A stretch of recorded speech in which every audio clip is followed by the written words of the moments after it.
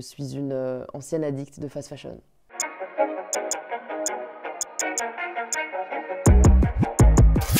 Bonjour, je suis Louise Aubéry, j'ai 24 ans, je suis fraîchement diplômée, créatrice de contenu et entrepreneur. Je porte une robe blazer vintage que j'ai chinée chez Rococo Vintage et des boots qui viennent du coin éco-responsable de La Redoute. Je suis plus attirée par des produits. Je remarque que je suis fan de tailleurs, que j'adore les couleurs. Là, j'ai vraiment une phase néon, quoi. Chic, assez business. J'aime de plus en plus aussi certains styles très reconnaissables vintage. Je m'écoute. C'était pas glorieux. C'était pas glorieux du tout. J'ai une sœur jumelle et on était souvent habillés pareil. J'étais en bleu, elle était en rose. Franchement, c'était laid. Mais c'était quand même un style assez 90s que franchement, j'ai encore du mal à voir.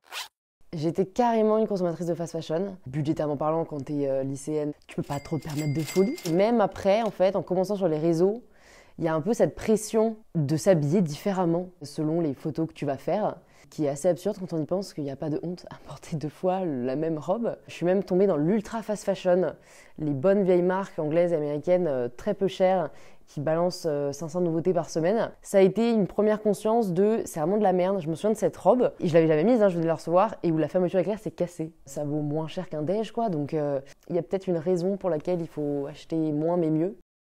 En fait, c'est venu, j'ai l'impression, de la volonté de créer une marque, me pencher sur le textile, d'où viennent les matières, comment est-ce qu'on produit. J'ai un peu découvert l'envers du décor et du coup je me suis dit je peux pas créer une marque responsable si moi-même je m'habille pas de manière responsable. Au début je me suis lancé un peu un objectif de 50-50. J'achète 50% de vêtements de fast fashion et 50% éthique. Plus j'en ai appris sur le sujet, plus ça m'a dégoûtée. C'est un peu une chance. Je pense qu'à partir du moment où on sait, c'est beaucoup plus difficile de faire semblant. J'ai pas le temps de faire les fripes par exemple. Donc moi mon conseil c'est plutôt de trouver des marques dont vous aimez le style.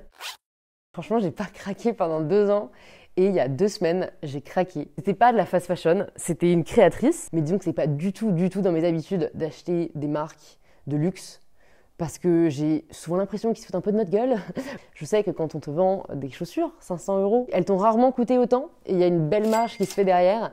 Mais voilà, j'ai eu un coup de cœur et je me suis autorisée. Au moins, je me pose les bonnes questions quand j'achète. Donc j'ai investi dans de la qualité. Et j'essaie d'avoir cette relation saine aussi à ne pas être frustrée et à m'autoriser quand j'ai un coup de cœur. J'étais à Londres et spontanément ce qui m'est venu à l'esprit c'est ce manteau jaune en maille aérée, voilà, dans une petite zone de shop vintage à Londres. Franchement je me suis dit waouh, le manteau est iconique. À quel point l'industrie est encore assez en retard. Il existe peu d'alternatives, notamment je pense aux matières. Pour prendre un exemple très concret, je sors d'une réunion pour les pyjamas qu'on prépare pour Noël et en fait ça fait 3 mois qu'on essaye de trouver une matière éthique qui soit plus éthique que la soie ou le satin. Et en fait, il n'existe presque rien. À chaque collection, il y a vraiment cette problématique de trouver des matières éthiques et qui soient pas trop chères.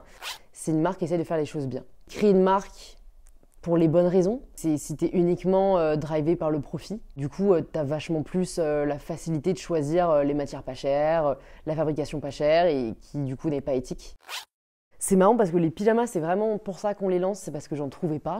Des tailleurs accessibles, éco-responsables, parce qu'il y a des marques qui font les choses bien mais qui sont très chères. J'ai l'impression qu'il y a une prise de conscience globale. Le moins mais mieux est assez intégré. C'est vrai qu'il y a peu d'efforts qui sont mis en place pour trouver ces alternatives-là. Mais je sais que ma communauté, par exemple, est très demandeuse d'alternatives, mais assez perdue sur comment faire. Il y a aussi une vraie question de possibilités financières. En fait, de temps ou financière, quoi. Je pense que les gens sont dans une demande de mieux, mais ils aimeraient que ça demande moins d'efforts. Et nous préparons le réassort de notre collection signature. Donc on espère que les bouleversements du textile ne retarderont pas trop. Réassort en octobre, pyjama à Noël, culotte menstruelle pour début 2022. Je rajouterais juste pour terminer que je crois beaucoup au fait qu'on est consommateur et que du coup chaque achat est presque un geste militant. On peut choisir de soutenir qui on veut et que voilà, chacun de nos achats a un vrai impact.